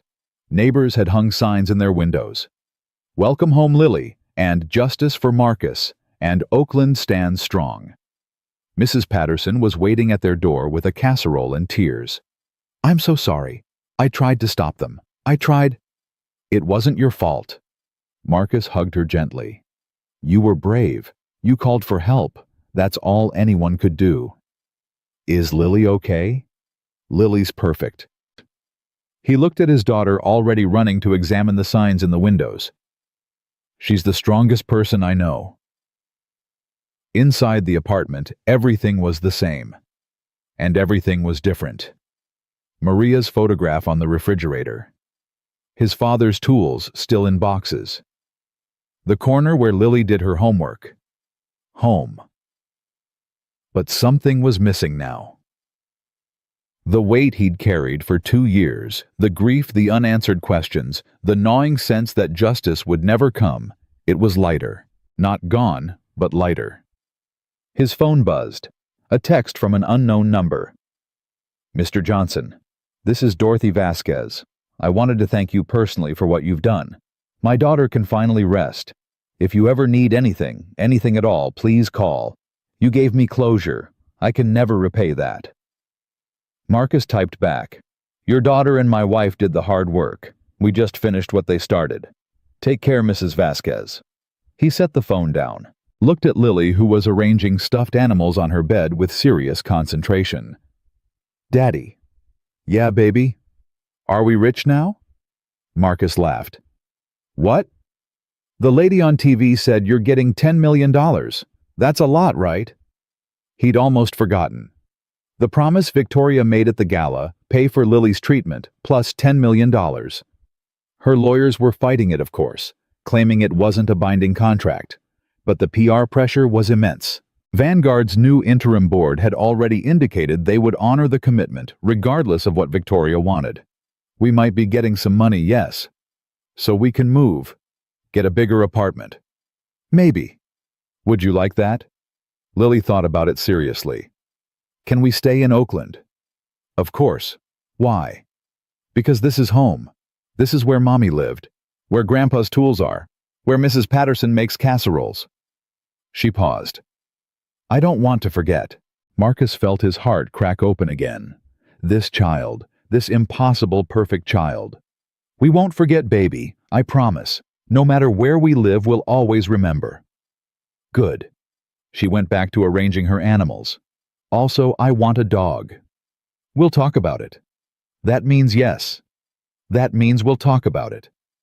Lily grinned that gap-toothed smile that lit up rooms. That definitely means yes. Marcus shook his head, smiling despite himself. Outside, the sun was setting over Oakland, orange and purple streaking across the sky. The same sunset his father had watched from this window 40 years ago. The same sunset Maria had loved. His phone buzzed again. Jennifer Huang. The board voted, unanimously, $10 million to you, plus full coverage of Lily's medical expenses for life. They're also establishing 2 memorial funds, the Maria Johnson Whistleblower Protection Fund and the Elena Vasquez Engineering Scholarship. Marcus closed his eyes. Thank you, Jennifer. Don't thank me. Thank yourself. You earned every penny. She paused. There's one more thing. The board wants to offer you a position. A position. Director of Building Operations.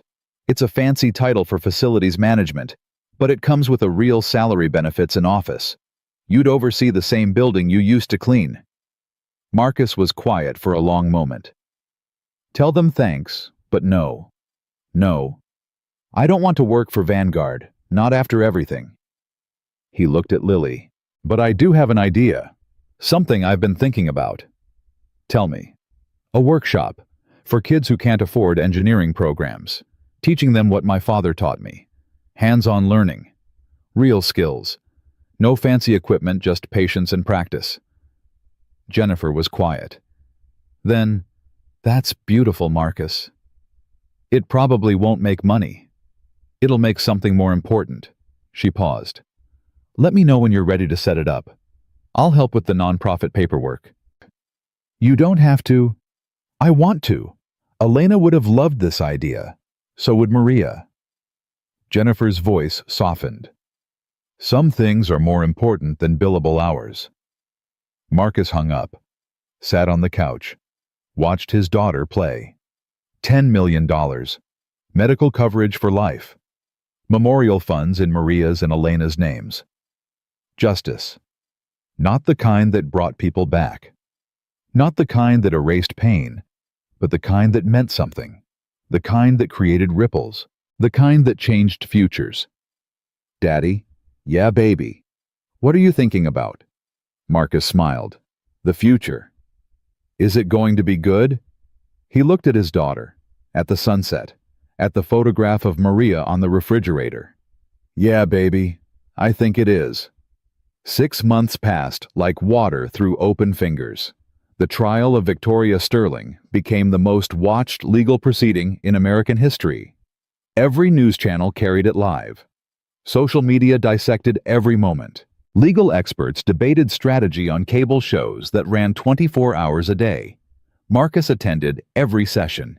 He sat in the third row behind the prosecution table, wearing the same suit he'd worn to Maria's funeral. It was the only suit he owned. Jennifer had offered to buy him something new, but he refused. "This suit watched my wife get buried," he told her. "It deserves to watch her killer get convicted." Victoria Sterling looked different now. The orange jumpsuit had been replaced by designer clothes her lawyers insisted on maintaining her image. But something fundamental had changed. The confidence was gone. The predatory gleam in her eyes had dulled to something desperate and hollow. She never looked at Marcus, not once in 6 months of testimony, as if ignoring him could erase what he'd done. It couldn't. The prosecution built their case brick by brick: Maria's files, Elena's documentation, Walsh's testimony, the video confession, financial records from 17 countries. Witness after witness, former employees, destroyed engineers, broken lives, all telling the same story. Victoria Sterling was a thief, a fraud, a murderer in everything but direct action. And finally, she was being held accountable. The verdict came on a Thursday afternoon.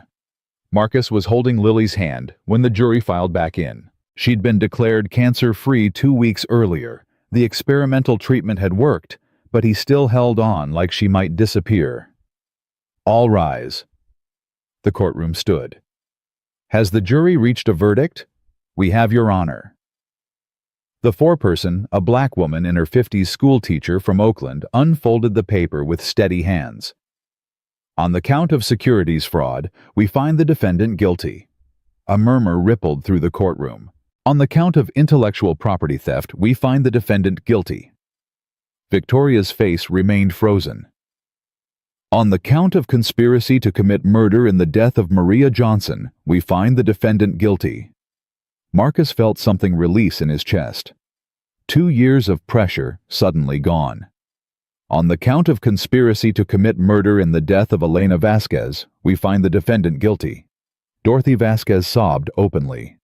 Jennifer put an arm around her. The foreperson continued through 47 counts.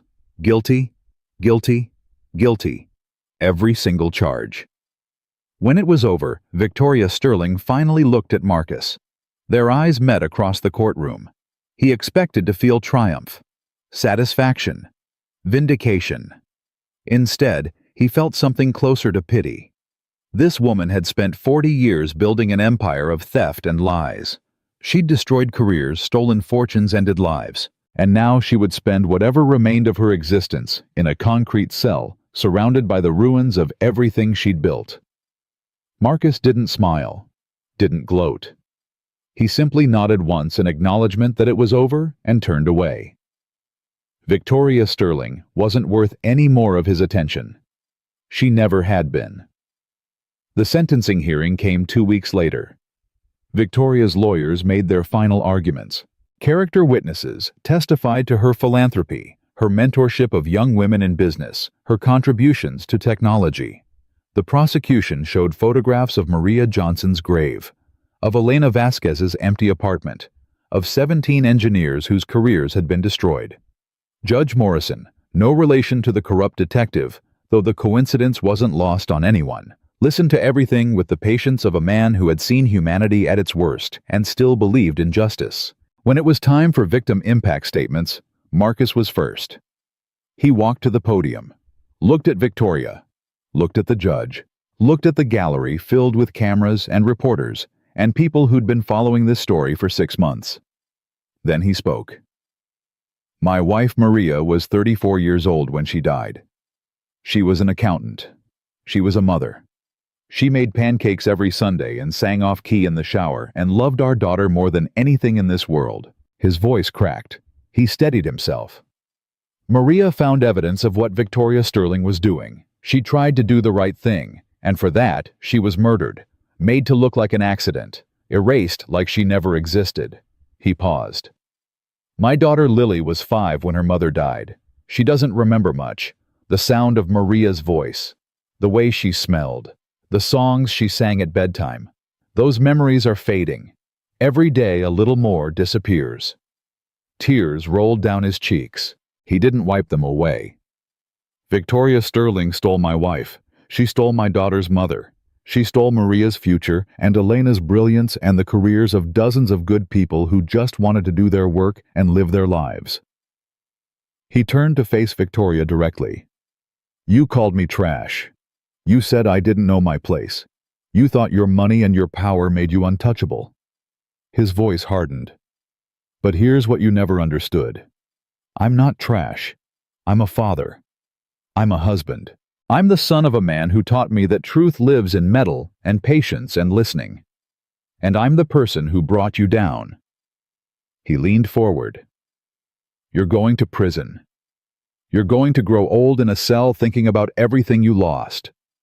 And every day for the rest of your life, you're going to remember that a janitor from Oakland destroyed everything you built.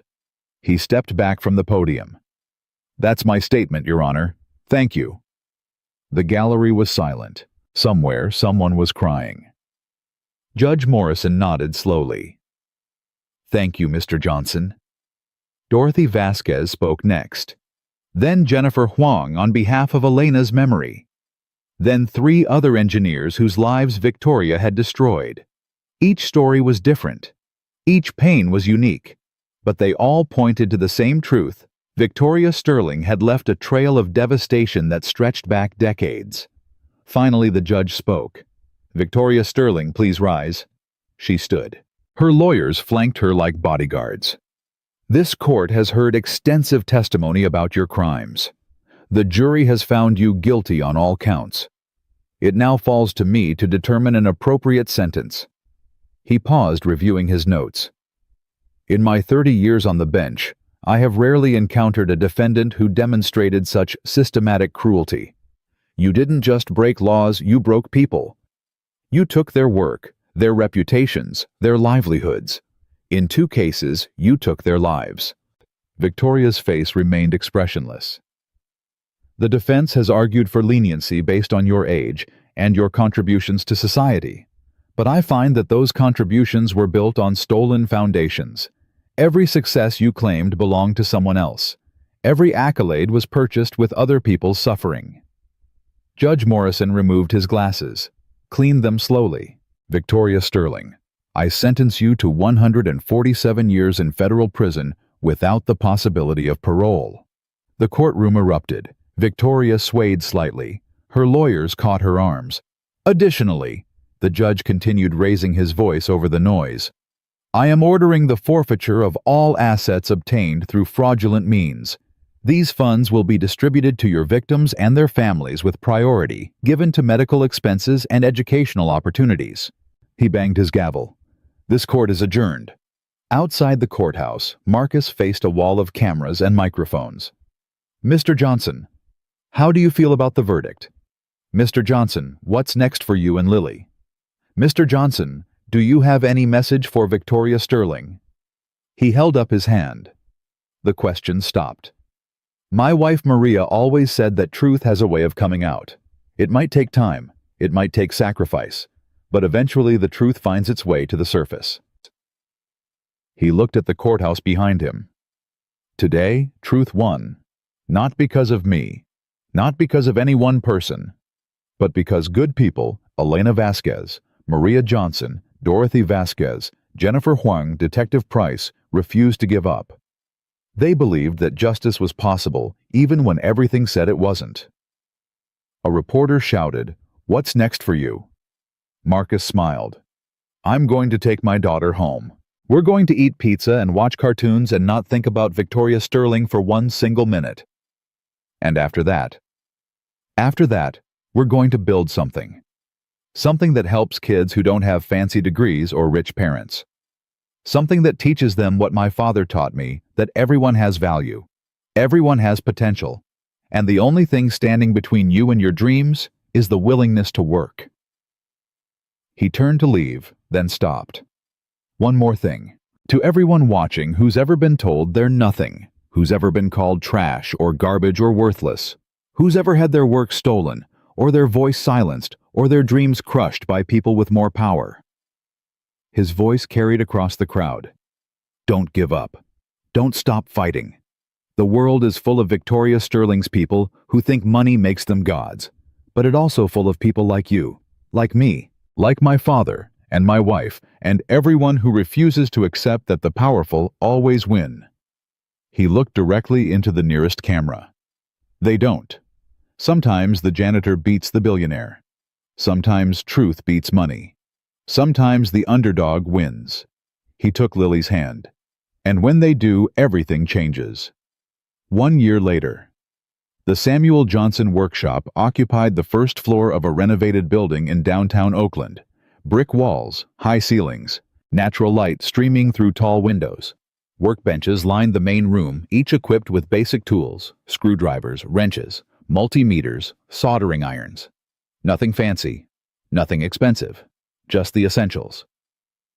32 students filled the space, ages 8 to 17, Black, white, Latino, Asian, rich kids and poor kids, kids from the suburbs and kids from housing projects, all learning the same lessons.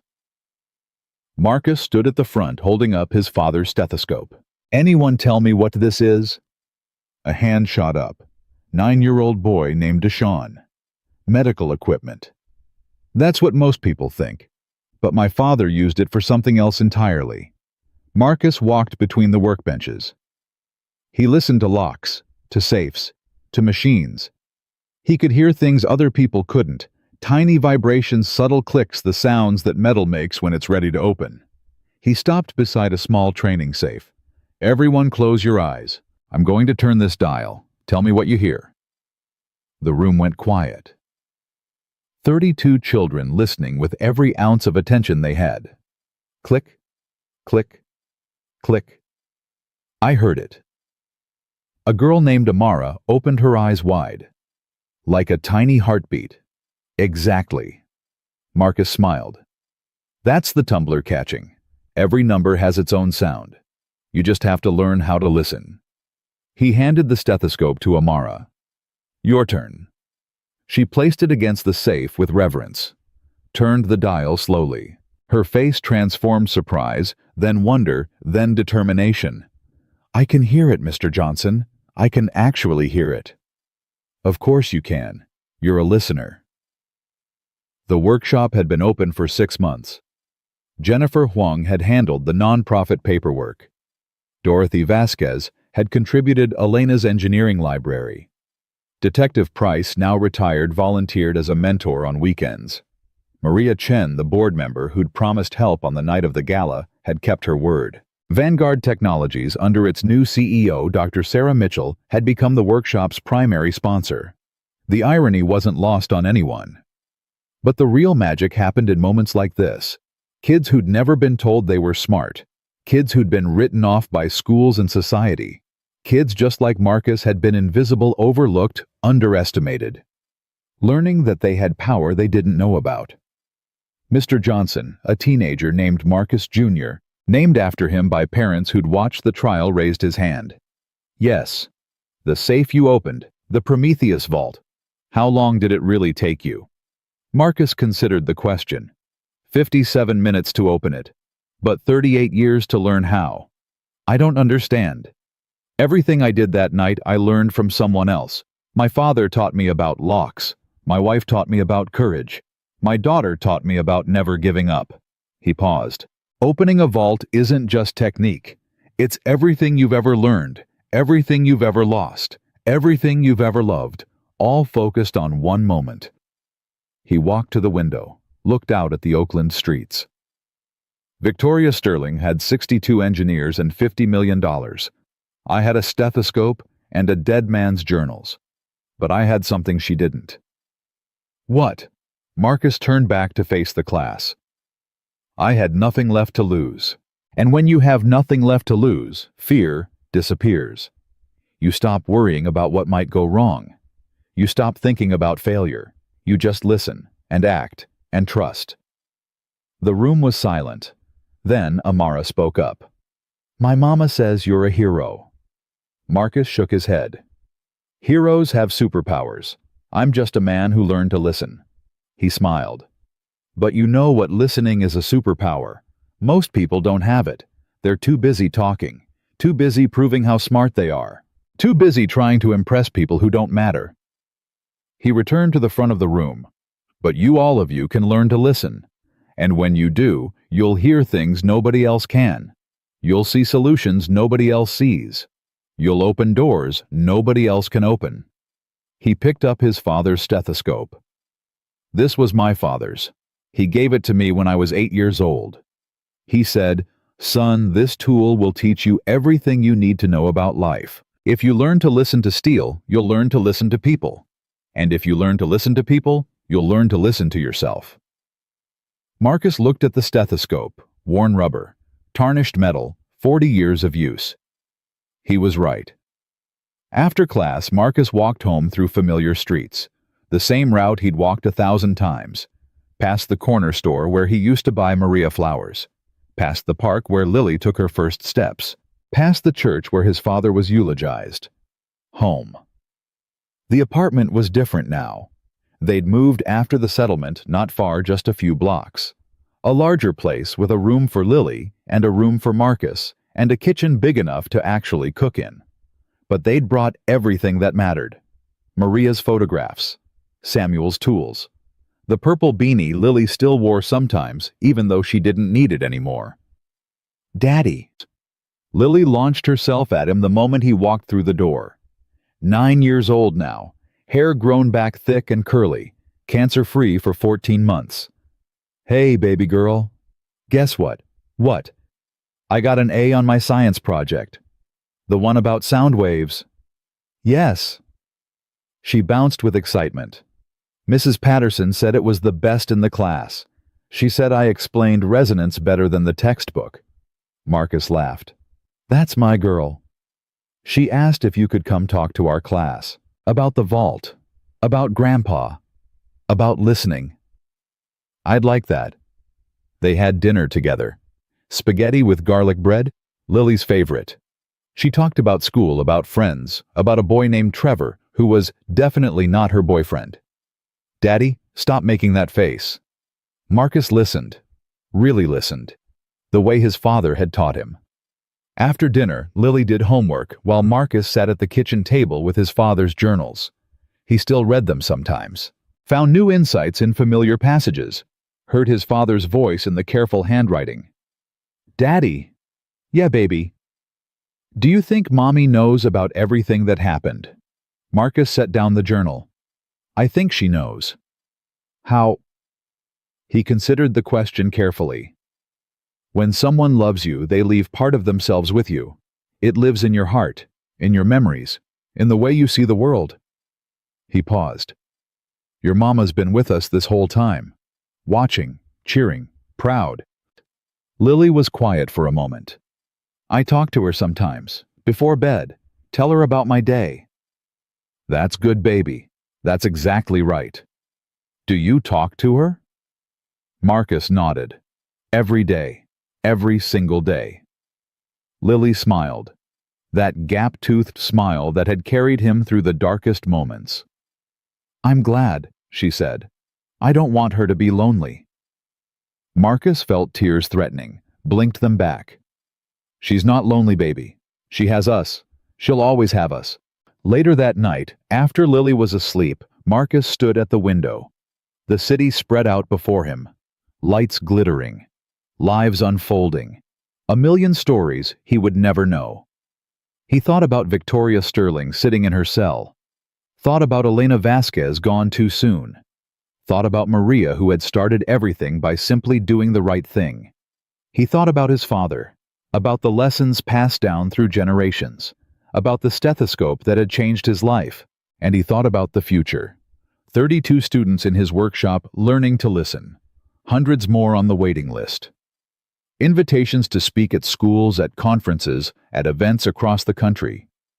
A story that had started with humiliation had become something else entirely. Hope. His phone buzzed. A text from Jennifer Huang. Time magazine wants to do a profile. Cover story. The janitor who brought down a billionaire. Be interested, Marcus typed back. Only if they include the workshop. The story isn't about me, it's about what comes next. Jennifer's response came quickly. Already told them. They want to feature 5 of your students, the future of engineering. Marcus smiled.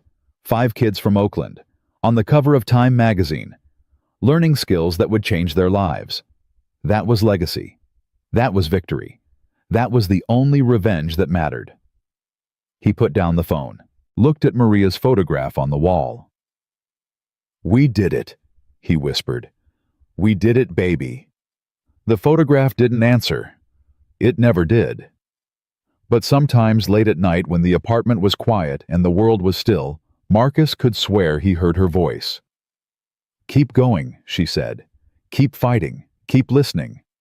And that's exactly what he did. Because Marcus Johnson understood something that Victoria Sterling never would. Power wasn't about money or status or control. Power was about truth, about courage, about standing up when everyone told you to sit down. Power was about listening when everyone else was talking. And sometimes, just sometimes, the quiet ones changed the world. The vault stood open. The truth was free. And the janitor from Oakland had won.